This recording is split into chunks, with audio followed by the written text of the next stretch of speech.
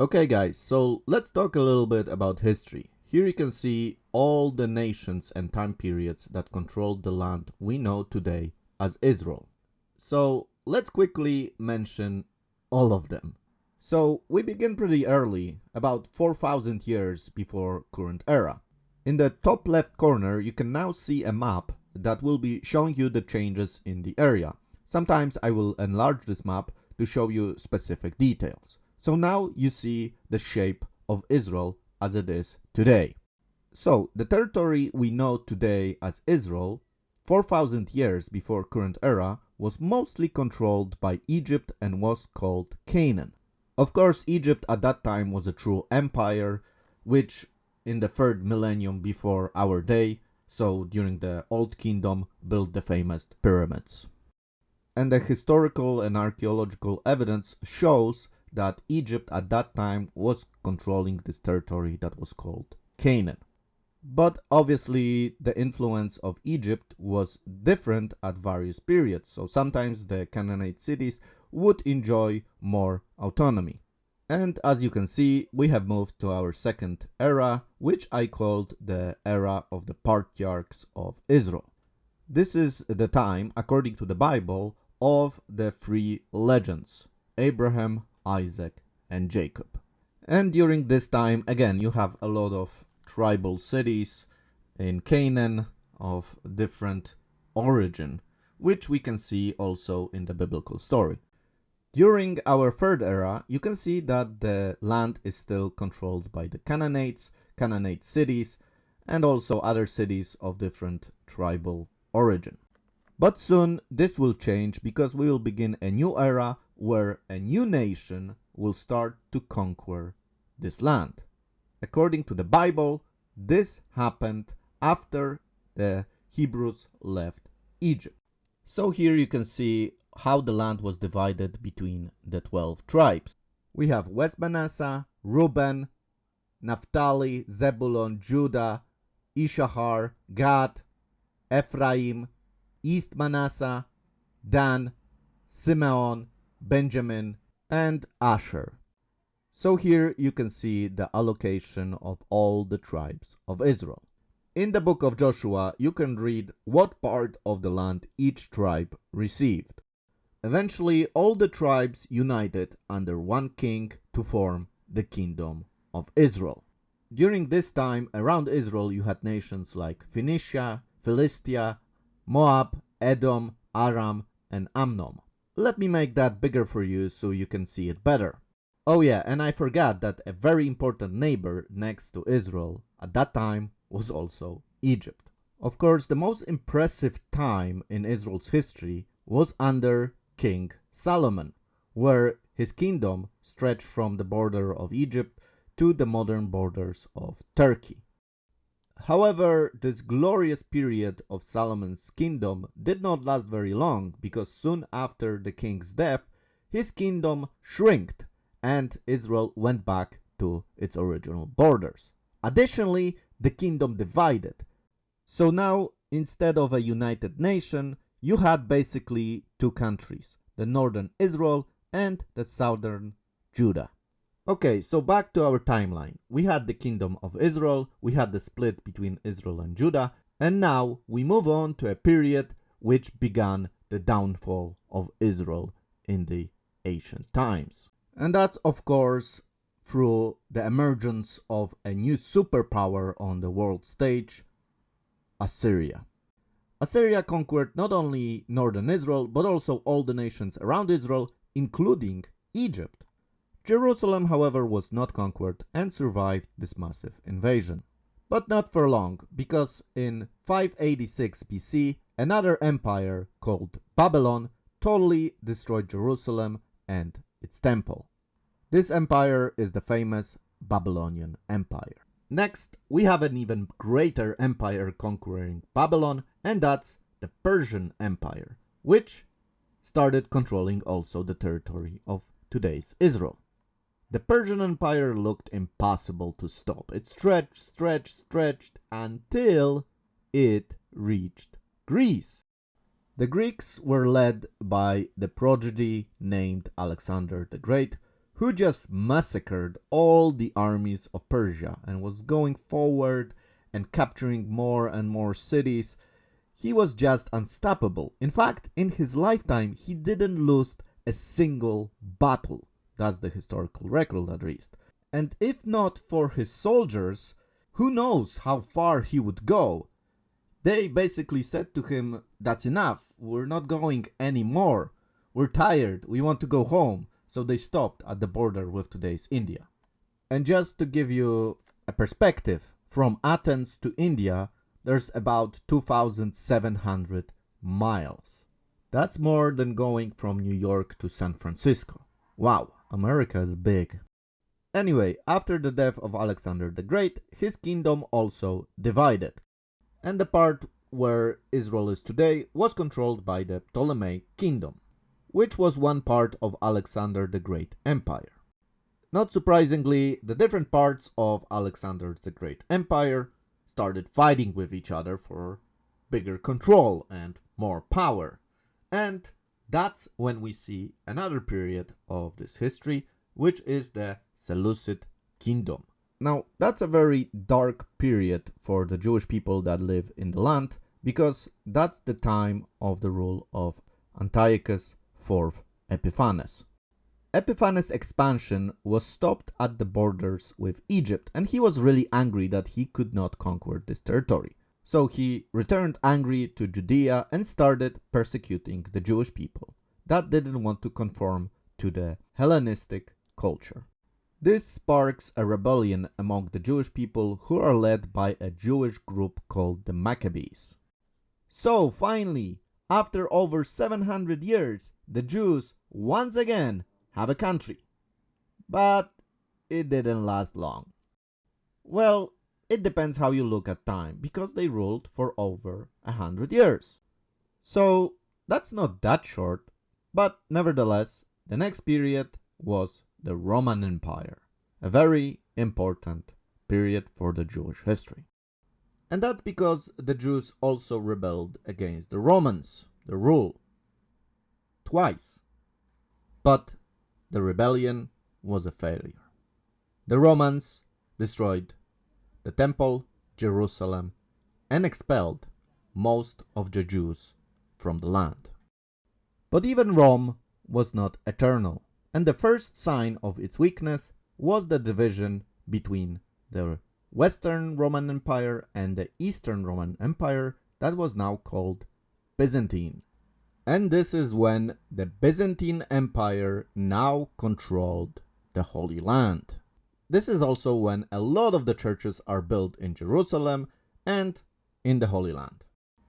So the next nation that ruled this territory was the Persian Sassanid Empire, which was an heir of the Persian Empire. However, that was not the last word of the Byzantine Empire, which regained control of this territory in 628 AD.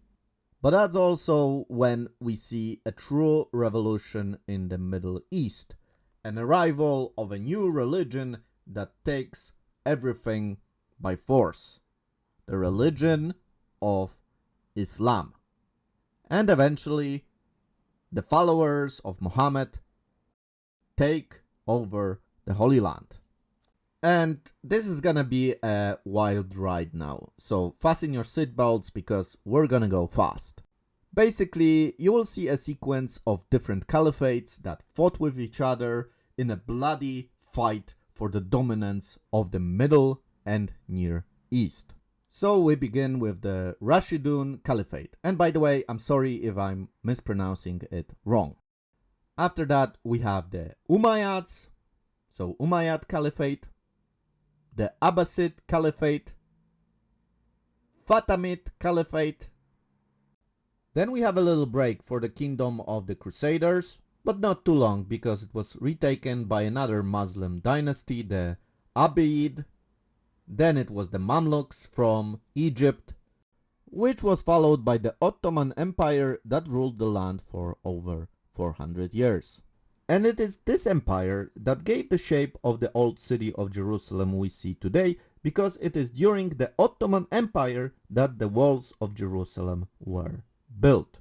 The Ottomans lost control of this territory after World War I.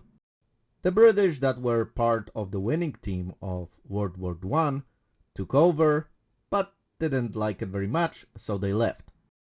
This is when Israel announces its independence, and this is where we are today. So, how many different periods did we have? Did you count? No? Well, a lot, right? But let's count. So, going back to the beginning.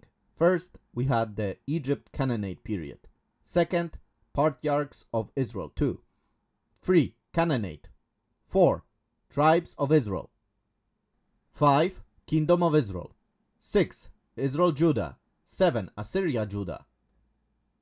8. Babylon. 9. Persia. 10. Greek. 11. Ptolemaic. 12. Seleucid. 13. Maccabean Kingdom. 14. Rome. 15. Byzantine. 16. Persian. 17. Byzantine. 18. Rashidun. 19. Umayyad. 20. Abbasid. 21. Fatimid. 22. Crusaders. 23. Ayyubid. 24. Mamluk. 25. Ottoman. 26. British. And 27. Israel. 27 different periods. Now, looking at all those periods, did you see or hear me saying the name Palestine? No, you did not. And that's because Palestine never existed. Israel, the Jewish state, did exist in history. There are 3 distinct periods when Israel was an independent state. So first we have the Kingdom of Israel, starting from 1000 BC. This is 13 centuries before even Islam was created. And you can't argue with that because we have physical evidence that the Kingdom of Israel did exist. In Israel, there are many structures uncovered by archaeologists that point to this specific period. We even have names of kings on tablets, on scrolls, on seals that were found and that are mentioned in the Hebrew Bible and that are dated to this particular time. And only Jewish people have such ancient roots to this land. No other nation group has such a strong claim for this land. The only people that would have a stronger historical claim would be the Canaanites. But tell me, did you ever meet a Canaanite? Did you ever saw one? Heard about one? No. They are gone and forgotten. But the Jewish people are alive. They did preserve their traditions, their history, despite everybody in history wanting to destroy them. Now that tells you something. If everybody hates the Jews, everybody wanted in history to destroy them, they're still alive. Why is that? You know, this is actually the question that the church fathers asked. You know, when the church emerged, the Jews were expelled by the Romans, scattered all over the world, but they were not gone. They were still there. And the church fathers started asking themselves, why?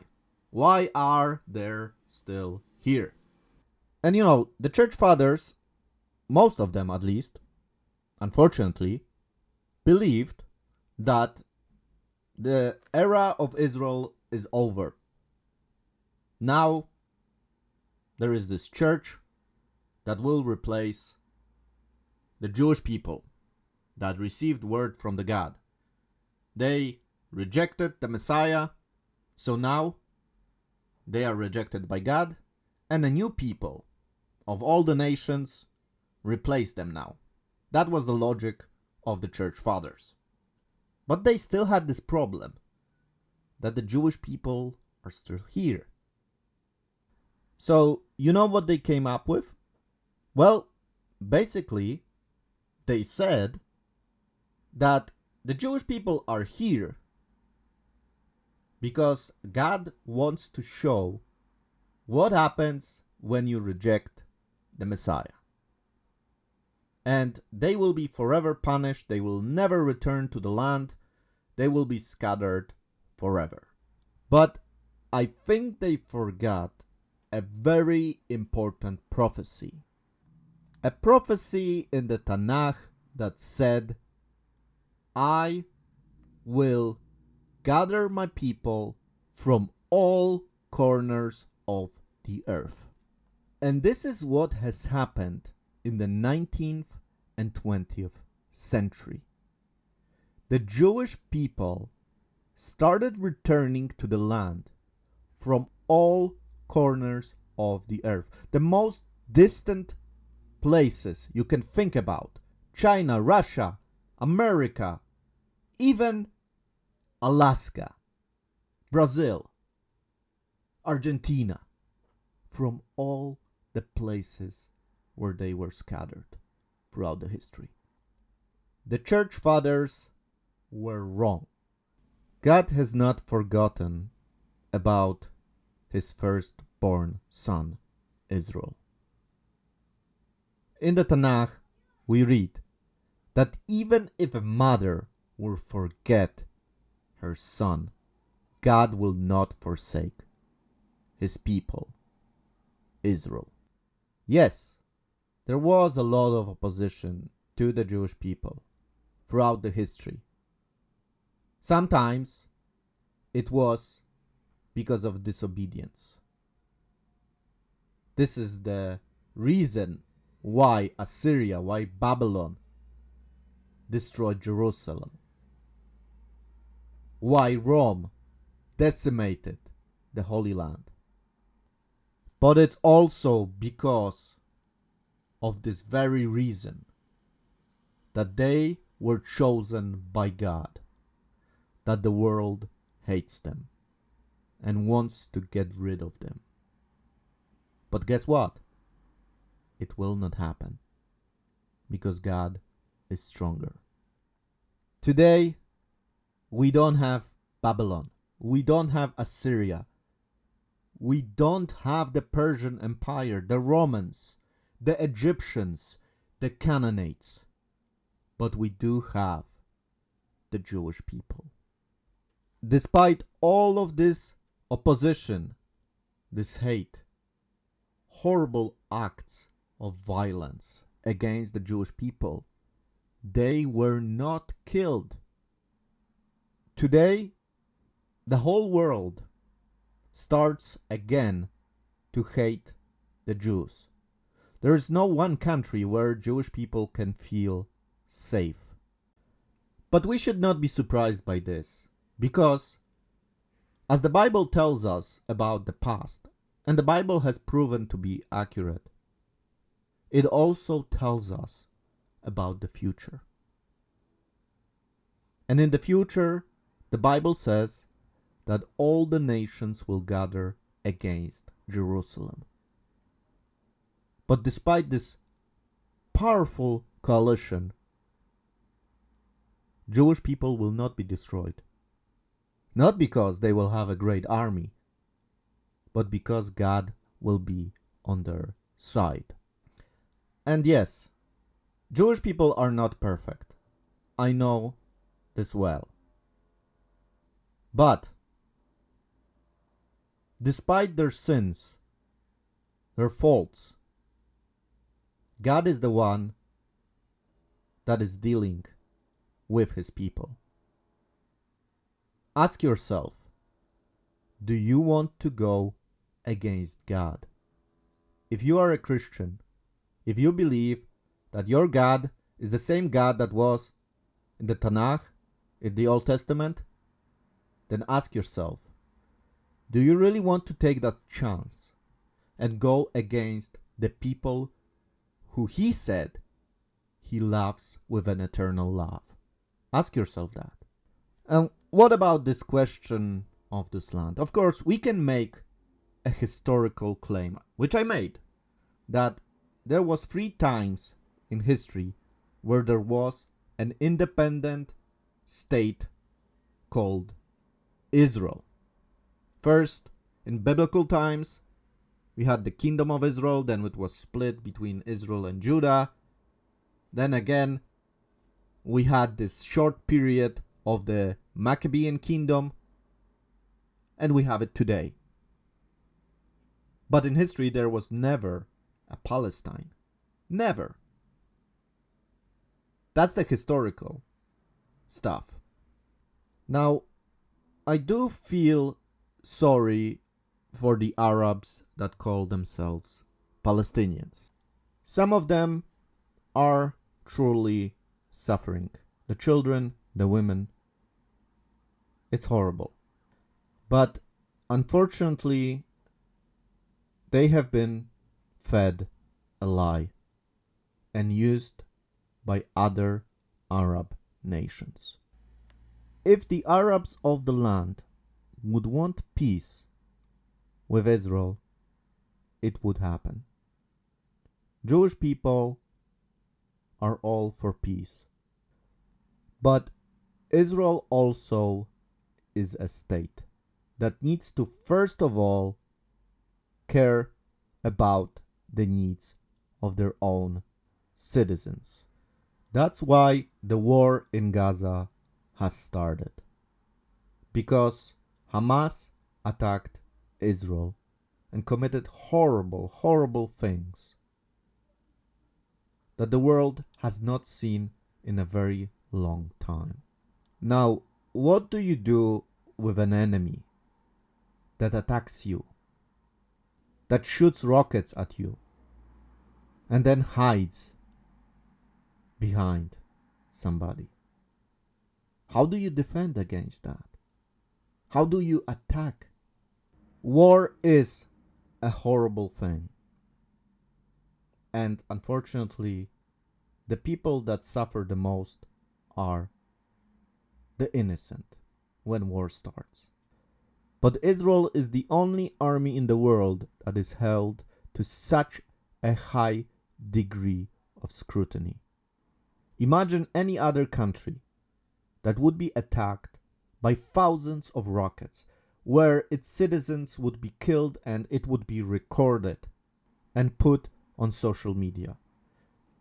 Give me one country that would not go full attack on the enemy.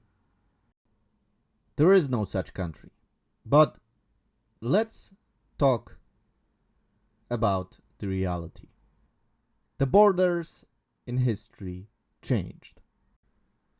In America, you had the native Indians that lived there before the settlers from the old world.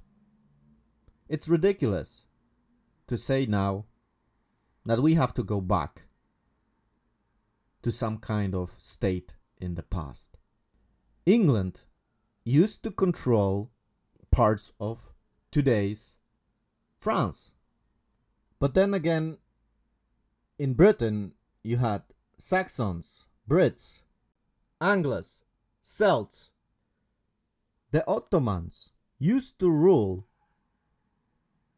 the land that we know today as Israel for over 400 years. So maybe Turkey should take this land back. I mean, this discussion can get really ridiculous. Before I move on to my summary, I just want to say and clarify this one thing. The term Palestinian. The Arabs that call themselves Palestinians use a very ancient term, yes. But this term was created artificially by the Roman Empire. The land of Judea was renamed by the Romans to now be named Syria, Palestina. And that was done as a revenge for the Jewish revolts. First, the revolt of the year 70, and then the Bar Kokhba revolt. And the ironic thing about this is that the Romans used a term to name a land that originated from people that didn't even exist then. So the Philistines. And the Philistines were destroyed by Assyria. Sennacherib basically demolished all the Philistine cities and took the population into captivity. And from that time, there never was anybody who would call themselves, I'm a Philistine. So naming the land Syria Palestina was actually a Roman joke on the Jewish people. Haha, we have won, and this is what you're gonna get. We're gonna call this land that you love so much Syria Palestina, after your biggest enemies from the Bible. This is what we're gonna do, and they are not even alive now. And then fast forward 20 centuries later, we have the British calling this place again Palestine. Why? I still need to answer this. Maybe they liked the Romans really. But it was not accurate to call it that way. The name, however, sticked. And that's why we have so many cries now for Palestine. Palestine of Palestinian people, both of them have never existed. It always was a myth. What we do have are Arabs. Arabs of different origins and different places. We have Arabs from Egypt. We have Arabs from Syria. We have Arabs from today's Jordan. We have basically Arabs that lived in the former Ottoman Empire. And that's where we need to begin. We cannot build something on a lie. We have to stick to the facts. Only then, I believe, we can build something. I would really like peace between Israel and the Arabs that live in the Near East and in the Middle East. But we need to start from the truth and not use a lie as a power tool to create pity of something that never existed, something that was never stolen. And this is basically my summary of this topic. Whose land is it? Well, it was the land of many, many people throughout history. But only the Jewish people today have historical claims to this land. And if you are religious, if you are a believer, only to them, according to the Bible. And I'm not talking about Quran, because Quran actually mentions Israel, which is interesting, but it doesn't mention Palestine. So even the Quran admits that this land belongs to Israel. But if you are a believer in the God that was and is and will be, then there's only one nation that God said, this land I give you. Because this is the most important thing. This land doesn't belong to any nation except God. And God has chosen to give it to Israel. That's my conclusion. Thank you so much for listening. If you listened till the end, Mazel Tov, as we say. Wonderful. Thank you so much. Let me know in the comments what you think and about my thoughts. Have you listened till the end? I'm interested always in that. I also want to thank especially everybody who's supporting the channel. You guys are wonderful. Please, first of all, subscribe to the channel, give a like to this video, hit that bell button. This will notify you, this will help you to see my videos in the future. So if you haven't done that and you like my content, please think about it. It also helps me as a creator. Also, if you would like to support my work, the best way to do it is through Patreon. You know, it takes a lot of time to create the materials you were able to see. I need to basically create them from scratch. Now I'm using my own things that I created. It takes a lot of time, but I really believe it is important. I want people to better understand the history, and I hope this helps to clarify certain things for you. So if you would consider supporting me as a creator, the best way to do it is through Patreon. I will leave a link to my Patreon page below. You can also support me by PayPal. This is another way. I will also leave a link where you can support my channel. And something special that I want to mention is that the maps that you have seen today, I will be putting on my Patreon store, and for the top, so level 3 supporters, you will be getting those for free. So make sure to check it out. I'm also working on a webpage where I will have much more materials that I will be sharing that you will be able to download. Last thing, if you have a Telegram, please subscribe to my Telegram channel, because this is probably the best way for me to inform you about new videos.